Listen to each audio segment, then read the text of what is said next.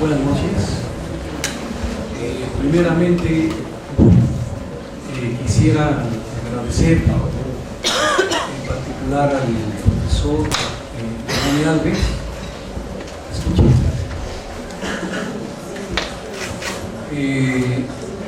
Por la invitación que me hizo para participar en este magno evento, en este séptimo seminario, y poder debatir, intercambiar ideas en torno a la temática central. A mí me parece que, bueno, antes voy a hablar en castellano porque difícilmente podría sostener una conversación en portuñol. Espero que me dé a entender, y para colocar algunas cuestiones centrales sobre los tópicos que constituyen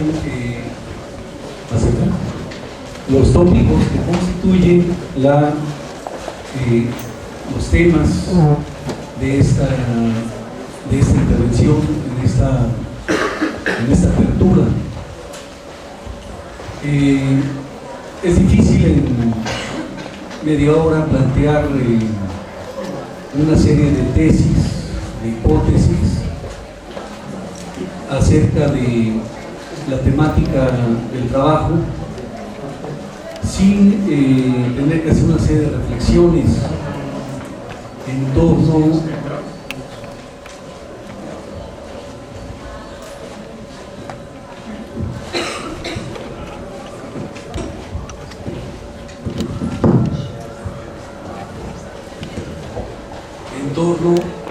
a la cuestión de lo que yo considero central, de suma importancia, sobre todo a la luz de este momento, que es un momento de crisis del capitalismo mundial, y que es la cuestión de la centralidad del trabajo como una categoría fundamental para entender el mundo en que vivimos.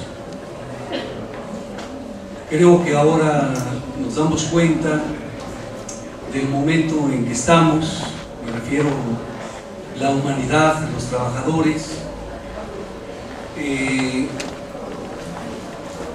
una de las características fundamentales que, a mi parecer, se desprenden de la problemática global es que estamos asistiendo a un monumental proceso de precarización del mundo del trabajo.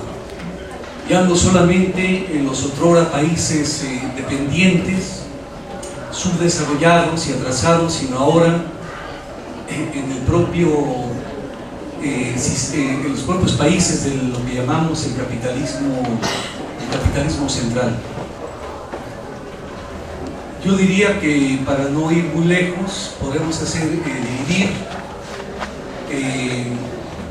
la etapa, digamos, actual de crisis en dos periodos. Uno es aquel periodo que arranca de la crisis estructural, de la crisis financiera en Estados Unidos, sobre todo a partir de diciembre del año 2007, donde, a mi juicio, una característica del periodo es que la crisis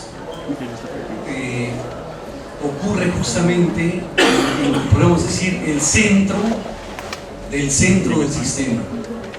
Es decir, las crisis anteriores, en la década de los 80, de los 90, habían ocurrido en la periferia del sistema. Por ejemplo, la crisis mexicana de 1982, la crisis coreana de 1900.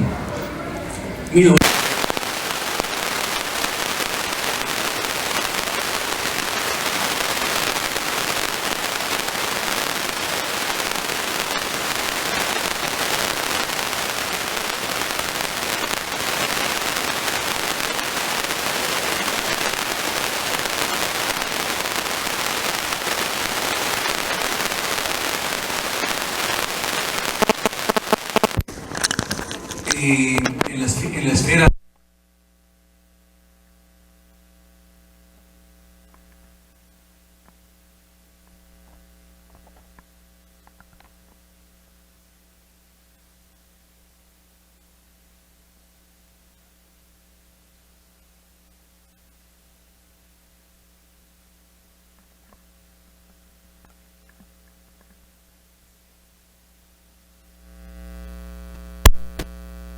del capital caracterizó de capital ficticio, es decir, un capital que ocurre en la esfera financiera. No voy a particularizar el tema porque sería bastante complejo, pero basta con decir que es una crisis que se coloca, un capital que se coloca en la esfera de los bancos, en la esfera de las finanzas, y provoca, digamos, grandes turbulencias en la economía internacional. Sin embargo, distintos autores y escuelas de pensamiento habían caracterizado esta crisis como estrictamente financiera, como una crisis que bastaba solamente regular los mercados en escala global para que el capitalismo volviera a tener una regularidad en su funcionamiento. Y lo que nosotros colocamos es que esto no ha ocurrido y no ocurrió porque pensamos que el fondo, digamos, la esencia de la crisis es una crisis en los mecanismos de producción del valor. Es decir, que aquí hago un paréntesis. Me parece que hoy en día, al revés de lo que venían pregonando distintas corrientes de pensamiento, sobre todo el pensamiento no marxista, el pensamiento estructuralista, por ejemplo en sociología, o la teoría neoclásica en el ámbito de la economía, la teoría del valor-trabajo, es punto, hoy en día asume un papel fundamental para explicar las contradicciones y los procesos y tendencias que estamos viviendo. ¿Qué significa esto? Esencialmente,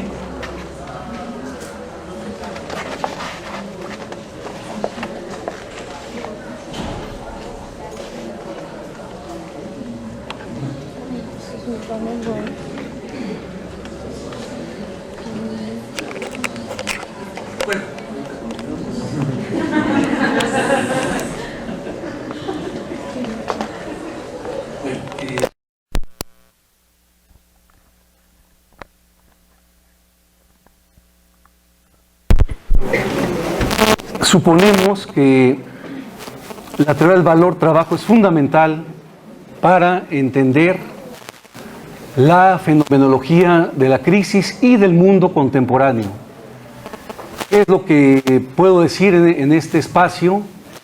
De acuerdo con Marx y en particular con una lectura muy minuciosa de los Grundrisse de Marx, aquella obra fundamental de 1857-58, y luego, por supuesto, en el Capital, Marx demuestra que lo único que crea valor es el valor de uso de la fuerza de trabajo, no el trabajo en general. Es decir, es muy importante entender que el valor y por ende lo que ustedes llaman la plusvalía o maisvalía es producida por la fuerza de trabajo, por el valor de uso de la fuerza de trabajo que el trabajador vende del mercado a un capitalista. Ningún otro factor, ni las máquinas, ni las herramientas, ni los edificios, ni la tecnología crean ese valor, sino solamente es la fuerza de trabajo. Y aquí es donde parte, a mi juicio, la validez de la teoría de Marx, de la teoría del valor-trabajo, que nos explica a partir de la formación del valor, ¿no?, y su conversión en mercancía, y luego la producción de plusvalor o plusvalía, que es lo que asegura para el capital el aumento promedio de la tasa de ganancia. Es decir, la tasa media de ganancia es lo que rige al sistema, no es otra categoría. Cualquier capital que se invierte en Estados Unidos, en México, en Brasil, o una empresa, una factoría, en una usina, busca un lucro, una ganancia, si no invierte. Algunas interpretaciones yo sintetizo, como la del polaco Roman Rosolski, llegaron a plantear que quizás la gran aportación de Marx se encuentre en su teoría sobre la tendencia a la caída de la tasa de ganancia promedio en el sistema. Y por consiguiente, la historia del capitalismo es la historia de la lucha por contrarrestar dichas tendencias a la caída de la tasa de ganancia. Hay dos métodos que Marx trabaja muy bien, por un lado en los Grundrisse, pero después en el Capital, dos métodos de producción de plusvalía que solamente los señalo.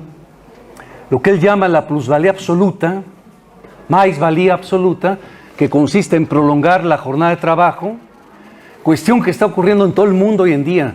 Según las últimas estadísticas que coloca la Organización Internacional del Trabajo, demuestran que efectivamente hay una tasa, hay un proceso de crecimiento promedio del tiempo de trabajo de la fuerza de trabajo media en escala global.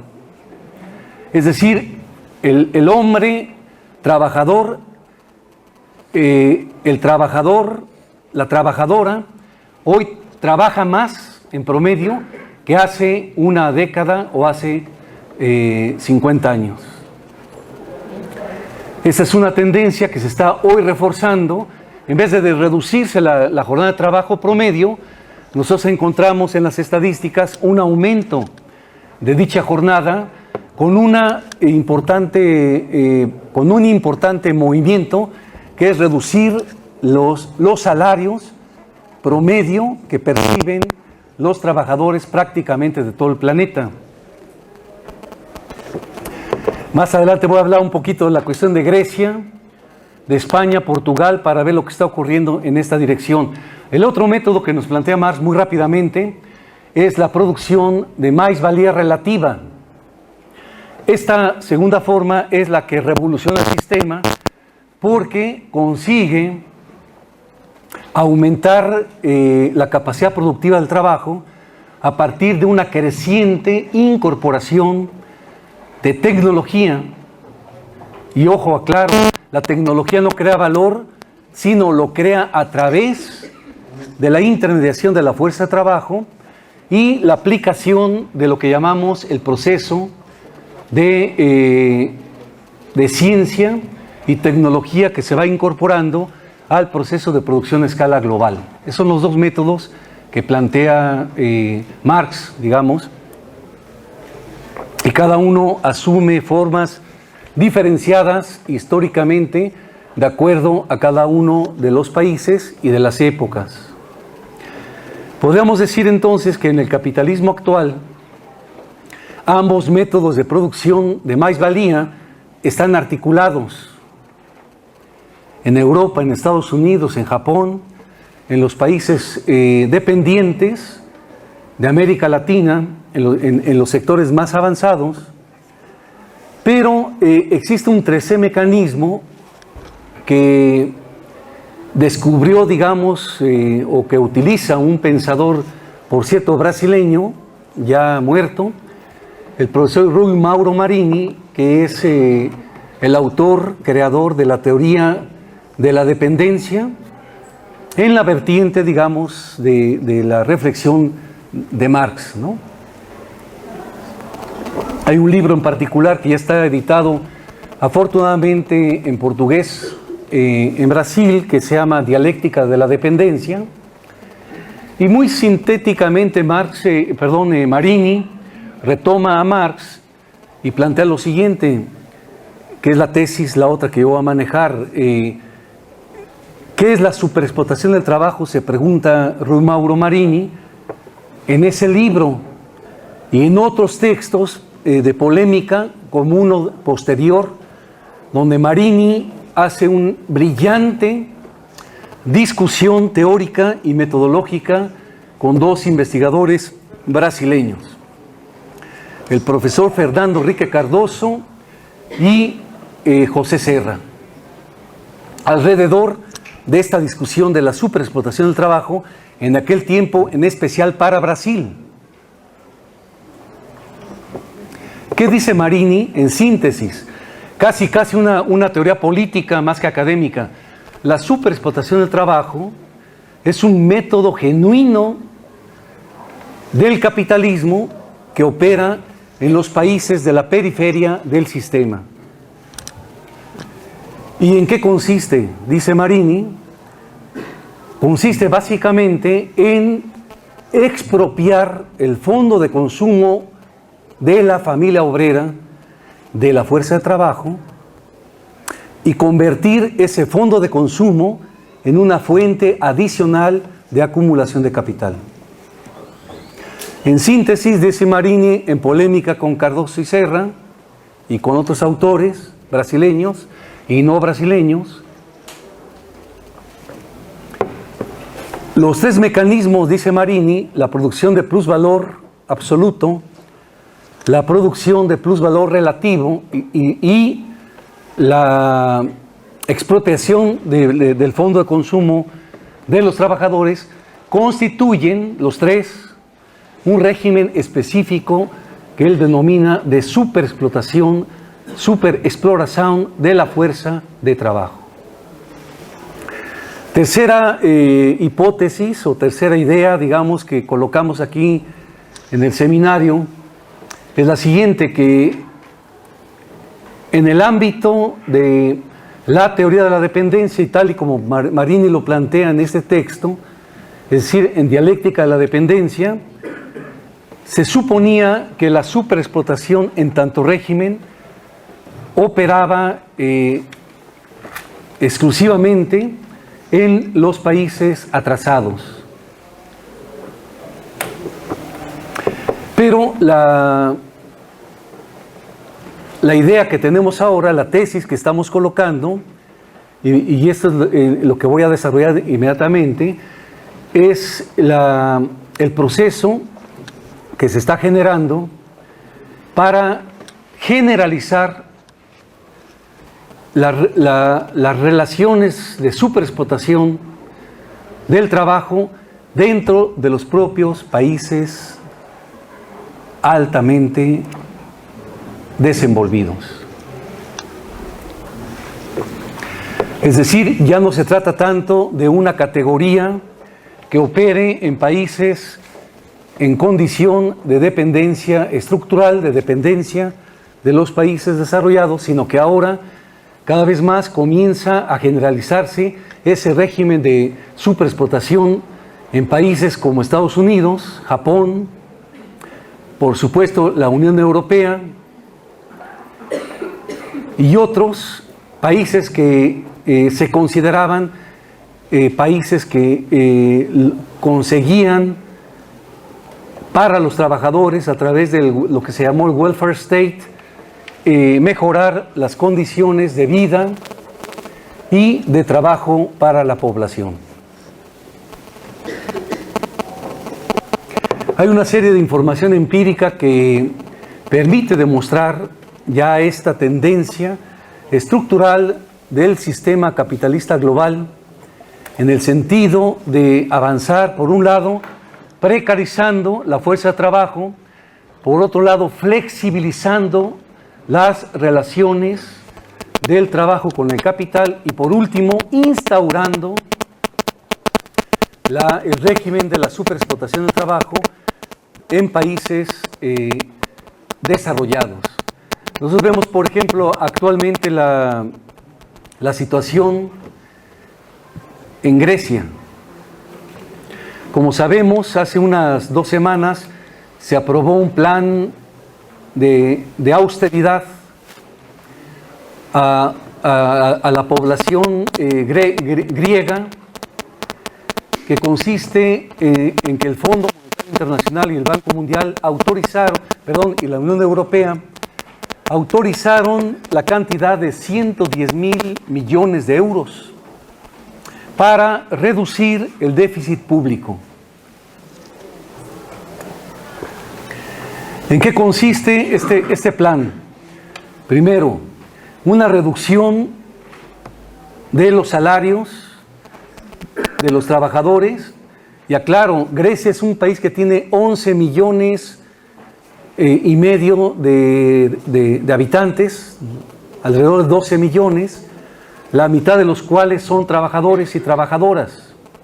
Entonces se aprueba ese plan que afecta los salarios, uno, que afecta lo que llamamos nosotros las prestaciones sociales, que congela, no sé si sea la palabra, congela las aposentadorías en Grecia, ¿no? Es decir, es un primer pacote primero para tratar de abatir un déficit público del Estado griego que está por encima del 115% arriba de su Producto Interno Bruto. Es decir, lo que se ve es que este programa, digamos, que fue impuesto por el capital griego, por el Fondo Monetario Internacional y por la Unión Europea, lógicamente que no es un plan que solamente vaya a quedar en Grecia, sino que se va a extender a otros países. Ya vimos, por ejemplo, que siguió al paquete griego la imposición de un programa de austeridad en Portugal. En el caso de Grecia ya van para la 4ª huelga general. En el caso de Portugal también los sindicatos están reaccionando muy fuertemente frente a esta imposición del plan de austeridad. En España también el gobierno de Zapatero, del PSOE, anunció un enorme plan de austeridad social para imponer a la población. Por ejemplo, en España había una prestación para las mujeres que consistía en la ayuda por nacimiento, ayuda baby. Fue retirada, ¿no?, en el plan. Lo mismo, congelamiento de salarios, aumento de los tiempos de trabajo, desempleo, etc. Y justamente el día de ayer, Gran Bretaña anuncia un plan de reducción del gasto público para mejorar, entre aspas, los orzamentos gubernamentales. ¿Qué es lo que estamos viviendo? O sea, ¿cómo interpretamos? Ya voy a ir concluyendo en mi intervención. ¿Cómo interpretamos esta situación, digamos, de una crisis global y civilizacional del sistema capitalista? Que no es un problema solamente que ocurra, como en la primera etapa, en la esfera de las bolsas de valores, es decir, en la esfera del capital ficticio. ¿Por qué? Y esta es una discusión, ocurre el desenvolvimiento del capital ficticio, justamente porque las tasas de promedio del sistema se van contrayendo, ¿sí? Yo aquí tengo algunos gráficos que podrían ilustrar faltan 5, ¿verdad?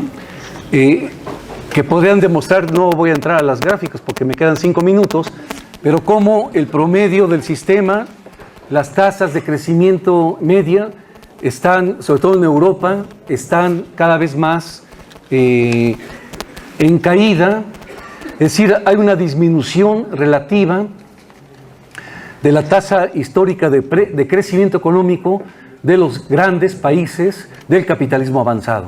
Entonces, lógicamente, al contraerse las tasas, el capital busca la rentabilidad, el lucro en la esfera del capital ficticio. Por eso yo decía que el capital ficticio no crea valor porque no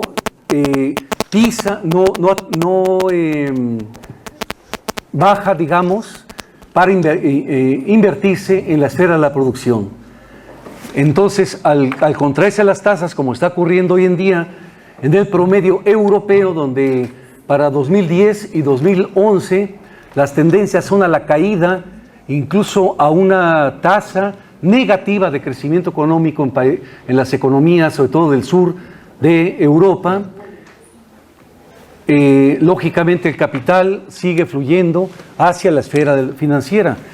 La crisis actual se explica justamente por la razón de que el Estado norteamericano, el Estado europeo, intervino para salvar al capital ficticio, o sea, los grandes monopolios, a las grandes transnacionales, y que ahora esas grandes transnacionales y grandes monopolios han vuelto a caer en la crisis, y entonces la actual es una crisis justamente que generó un fuerte déficit financiero del Estado, ¿no? Lo que llaman el déficit público, que se está reduciendo a través del gasto, pero sobre todo en lo que corresponde al gasto social, o sea, el gasto que se invierte en educación, salud, alimentación, láser, ¿no?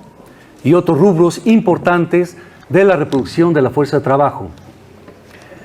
La raíz de este proceso, que es lo que yo planteo, incluso en el libro que fue presentado por el profesor Giovanni Alves, es justamente que lo que explica es que hay una sustitución creciente de la fuerza de trabajo y que es la única que crea valor. Por lo tanto, el valor, la tasa de plusvalor, o sea, el tiempo de trabajo socialmente necesario de la población trabajadora, se ha reducido, pero cada vez en una escala menor, y aumenta la proporción.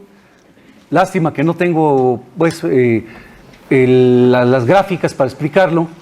Aumenta la proporción que genera el trabajo excedente, que es el responsable de la creación de plusvalía. La plusvalía sigue creciendo, pero cada vez más en lo que los economistas llaman en una proporción marginal. Entonces tenemos dos procesos: reducción del crecimiento del valor y disminución y crecimiento cada vez menor, cada vez más lento de la tasa de más-valía. El resultado es que el sistema entra en un proceso de caída brutal de la tasa de lucro. Entonces, esto para nosotros es la explicación esencial, ¿no? Claro que esto lo ilustramos con números, con datos, con tablas, con estadísticas, para mostrar la veracidad científica de esta teoría del valor de trabajo de Marx, que está en los Grundrisse, ¿no?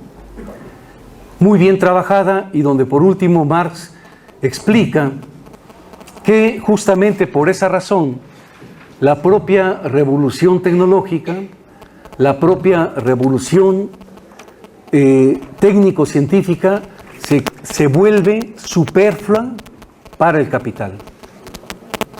Por esa razón es que la reacción a través de los organismos financieros y monetarios internacionales, la reacción del capital es justamente colocar su estrategia de recuperación, entre aspas, del capitalismo global a través de un monumental proceso de precarización y de establecimiento de lo que yo hablé al principio, de un régimen de superexplotación de la fuerza de trabajo que prácticamente se está convirtiendo en un régimen universal. Gracias.